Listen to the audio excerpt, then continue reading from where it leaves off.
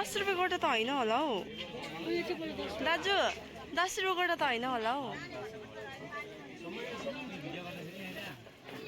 video गरेको सानो लान्छु नि 5 रुपियाँ गोटा दिनु न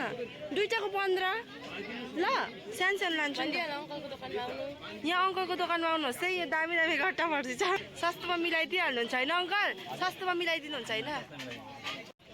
कहिले कहिले यस्तो दिन बजार पनि घुम्दै गर्नुपर्छ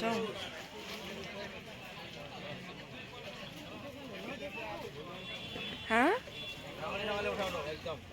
दामी ल युट्युबमा हुँदैछ लाइभ अरे भने फेरि लाइभ भनिदिइहाल्यो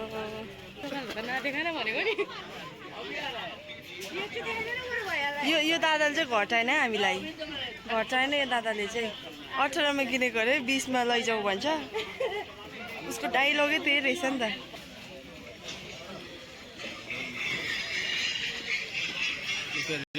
यो बाजेले झन् नि घटाएन पनि कि बल्ल बल्ल घटाएको 5 केजी भन्दा बेसी दिनै नखोजेको हौ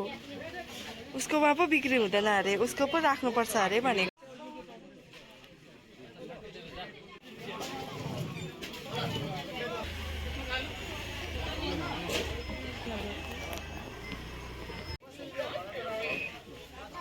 थ्याङ्क यू भैया